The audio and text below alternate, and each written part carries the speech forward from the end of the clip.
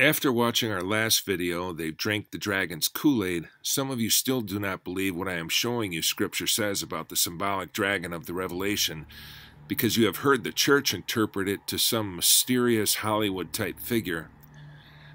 The dragon, some are even now calling the deep state dragon, and I would agree with that analogy, is among us with its value system I have called a pseudo-value system of hate, bigotry, racism, sexism, etc. Donald J. Trump, who I believe is a messenger of God, is our modern-day dragon slayer. How much Christ will use him to subdue his enemies is yet to be seen, but he has said the fake news media is the enemy of the people. I don't think most of you realize how strong that message is, but the media giants are after him, and he is right, they are the enemy of the people. Now, of course, if this dragon system's religion were never right in its accusations, you wouldn't believe it. So sometimes its accusations have merit, but most of the time they are distortions of the truth, like the way hate is being used towards Christians who do not agree. It tries to take away our free speech and label it with hate to the point of even trying to criminalize us. It is not like the first century anymore. The USA rule of law is strong. Much credit to our founding fathers, who I think Christ was behind, basing our nation on Christian principles. They will still try and ruin us by persuading the nations to adopt their pseudo-value religious system. The late D. James Kennedy used to say, "God made America a Christian nation, otherwise it never would have been one." The following footage is the dragon system working to seduce the nations.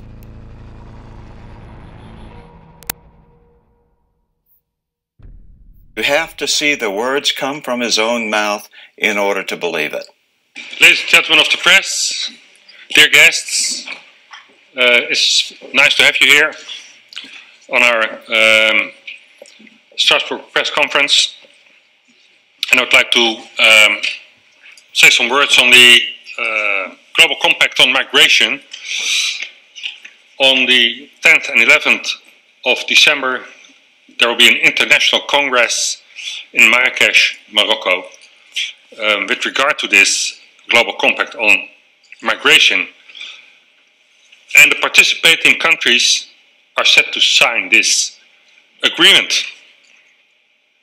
And although this joint agreement isn't binding, it's still meant to be the legal framework on which the participating countries commit themselves to build new legislation. And one basic element of this new agreement is the extension of the definition of hate speech. The agreement wants to criminalize migration speech. Criticism of migration will become a criminal offense.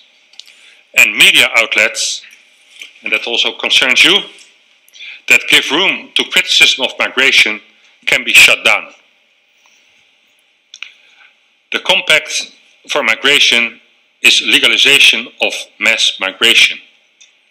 It's declaring migration as a human right. So in fact, it will become impossible to criticize Ms. Merkel's welcome migrants politics without being at risk to be jailed for hate speech. So this agreement, to our humble opinion, is a coup d'etat of pro-migrant liberal globalists. And it will greatly benefit multinationals. Because, you know, countries who import the third world will become the third world. And it's absolutely clear, and you all know that in third world countries, multinationals dictate the rules. It will become impossible to state that integration of migrants from Islamic countries in Western cultures is impossible. It will become impossible to mention the fact that mass migration deteriorates the Western welfare systems, and the fact that mass migration leads to explosive surge of rape and murder. And this makes the timing of the Compact on Migration significant, as we are heading towards elections of the European Parliament next year. With this treaty, the EU member states and the European Commission are destroying the political level playing field.